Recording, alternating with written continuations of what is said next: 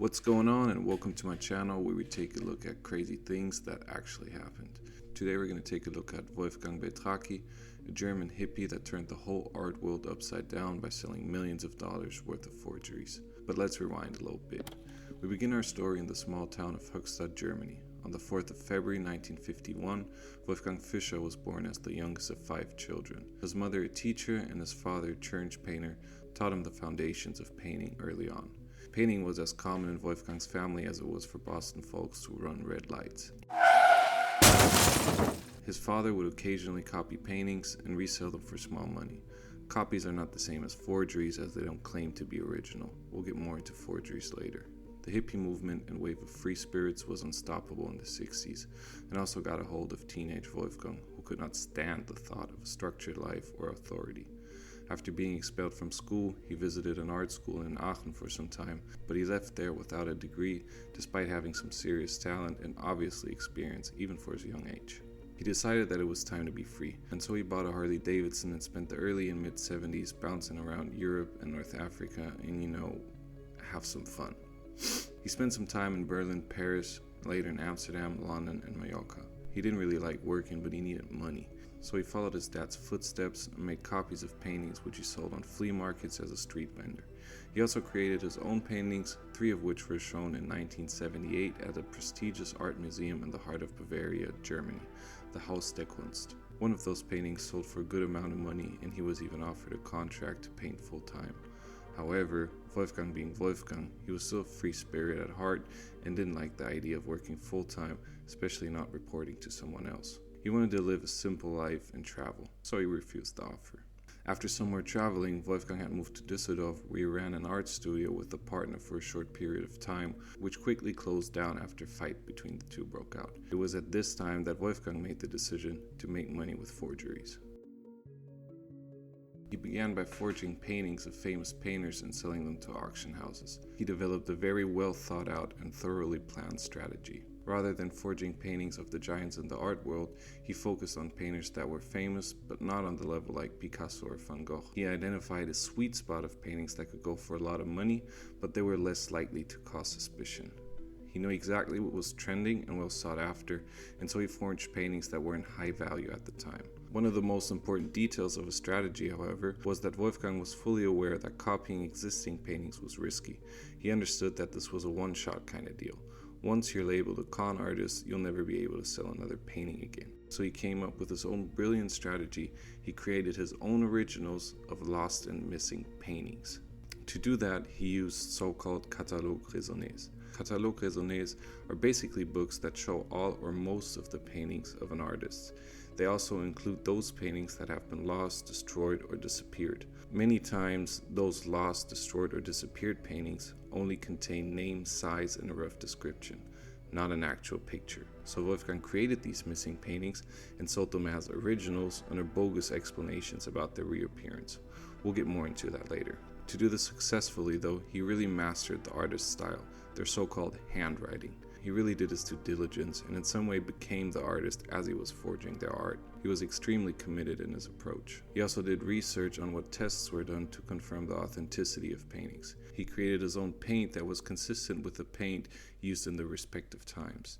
He purchased canvases from street vendors that were from the years that the paintings were supposedly painted in. On those canvases, he erased the color and replaced it with his own. Later in his career, Wolfgang said he paid 5-digit amounts to get the right canvases. He even purchased old frames that would hold these canvases. But creating the paintings wasn't enough. He also needed an efficient way to bring them to the man, and this turned out to be more difficult and time-consuming than he imagined at first. But in spring 1985, he would meet the right man that would help him make this possible. In a cafe in a small town in Krefeld nearby Düsseldorf, Wolfgang met Otto Schulte-Kellinghaus, and the two clicked immediately. Wolfgang shared his efforts with Otto, and the two came up with a plan. Wolfgang would create the paintings, and Otto would sell them. Otto was well connected in the art industry, and he had the right appearance and reputation. The team became successful very quickly and was able to convince experts pretty early on. They sold dozens of paintings, some of them for what would translate into $25,000, a lot of money in 1985. Fast forward a little bit, and in 1992, Wolfgang was living in a suburb in Cologne where he met his soon-to-be wife, Helene Beltracchi, also an art enthusiast. The couple got married in 1993, and Wolfgang took her last name, becoming the infamous Wolfgang Beltracchi that he is known as today. Together, the couple went on a forgery rampage that would really shock the art world. To be successful, the two took advantage of the darkest chapter in German history. Adolf despised modern art, and under his regime, countless paintings were confiscated and destroyed. Private collections and museums were completely wiped out. This offered a lot of opportunity for the strategy that the Beltrachis had taken on. The couple would mysteriously make these very same paintings appear again. Alfred Flechtheim would play a significant role in their plan. Alfred Flechtheim was a German Jew, art collector and reseller who fled Germany in 1933 and left behind the vast majority of his collection. Many of these were famous paintings by famous artists. Wolfgang and Helene just had to come up with a story, and for that they used Helene's wealthy grandfather, industrialist Werner Jägers, who had been Flechtheim's neighbor. They claimed that Flechtheim had left Helene's grandfather paintings from his collection for cheap money before his escape. Many of the sold forgeries were allegedly from this collection and another fictional collection, the so-called Wilhelm Knopf's collection. Supposedly, the Jägers had hid the paintings from the Nazis, and it wasn't until decades later that the grandchildren had found them and started selling them one by one. To be fair, this should have raised some concerns immediately. Werner Jägers, Helene Beltracchi's grandfather, actually had been a member of the Party in the 1930s.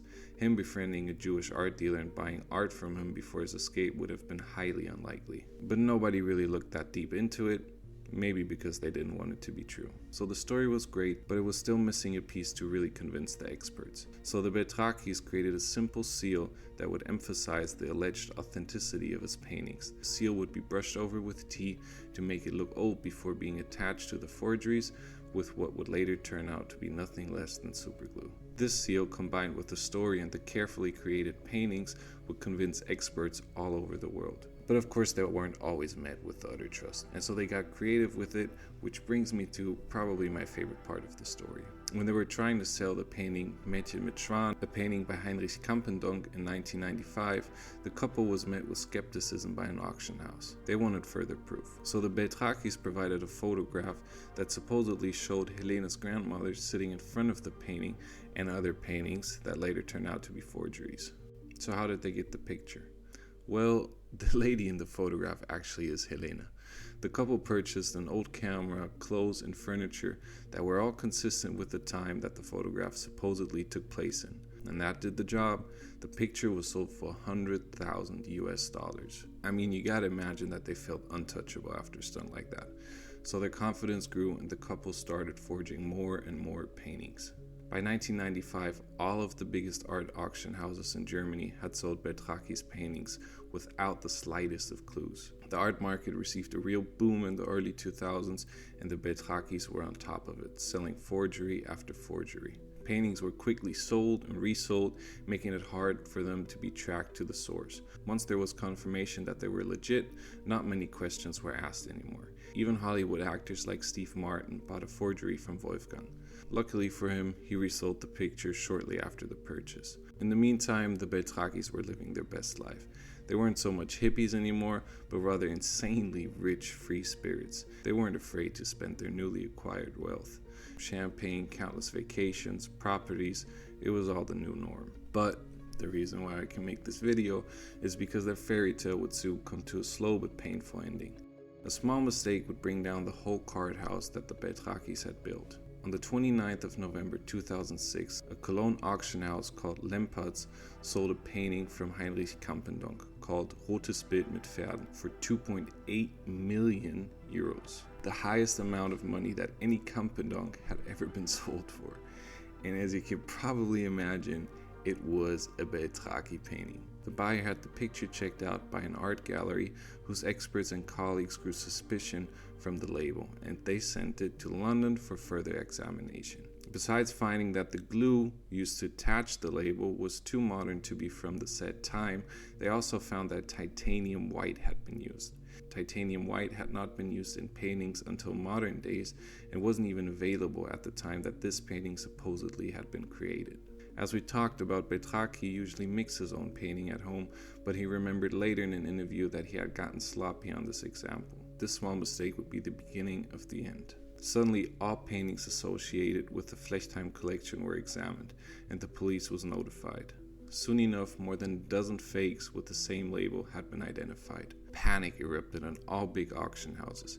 Everyone wanted to know if they had been part of the scheme. Everyone's reputation was on the line after all. How could this even happen? After long investigations and witness accounts, the police had enough dirt on the Beltrachis to take action. On the 25th of August 2010, the police first raided Otto Schulte-Kellinghaus's home and then the Beltrachis' home in Freiburg, Germany. The Beltrachis were arrested on the same evening. During the investigation, the police found countless evidence, such as old frames, paint, and catalogue raisonnés. They had enough for their case, and court procedures began on the 1st of September 2011 in Cologne, the very same city that the Beltrachis had met almost 20 years before. I mean, there's gotta be something poetic in there somewhere. The case was expected to be extremely complex and lengthy. 8,000 pages of documents were submitted and 200 witness testimonies were scheduled. The public was incredibly interested in the case and a lot of media was present. Here were two people that the vast majority of the population sympathized with.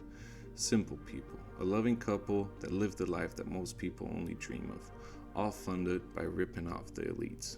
To everyone's surprise, the trial was over pretty quickly and a judgment was made after 10 days. The Beltrachis admitted to the forgery of 14 paintings on the first day. Beltrachis' lawyers came to a quick agreement with the judges in the following days. Talk about German efficiency. The quick judgment was also to the relief of the art auction houses, museums, and experts whose reputation was expected to be dragged through the dirt for years. The couple was ordered to pay back damages of 35 million euros. Otto was sentenced to 5 years in prison, Wolfgang Beltracchi to 6 years, and Helene Beltracchi to 4. They did serve the sentence in open prison though, meaning they were allowed to go home during the day to work and only had to report back to prison at night. It was basically just sleeping in the prison for a few years. Helene was released in February 2013 and Wolfgang in January 2015. After being forced to sell their properties, the Beltrachis moved back to Cologne. Since then, the police identified 60 paintings that they believe are forgeries from the Beltrachis. However, they were never convicted of those. It probably has to do something with the deal that they did in court. In Germany today, Wolfgang Beltracchi is something like a legend. He's frequently seen in talk shows, interviews, he's published books, and even movies have been made about him to tell the tales of how a German hippie turned the whole art world upside down.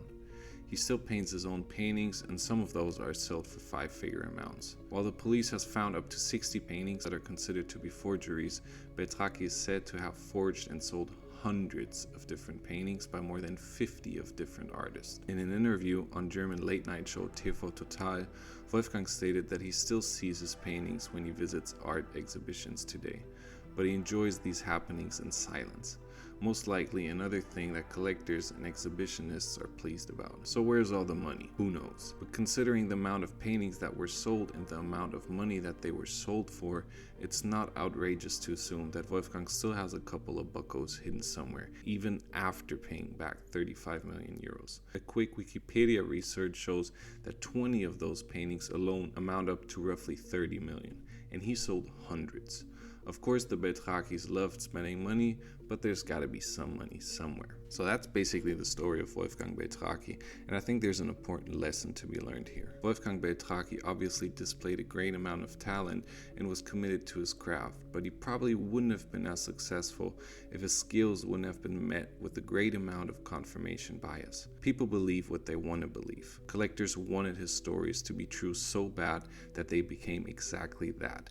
Beltracchi was aware of that and took fully advantage of the greed. Greed to own the next big thing, greed for status, and also greed for money. Because let's not forget that Beltracchi was not the only one who made money in the process. Beltracchi's stories could have been debunked many times, starting with a little research into Helene's grandfather. So the lesson to be learned here is, if it's too good to be true, it's probably just that.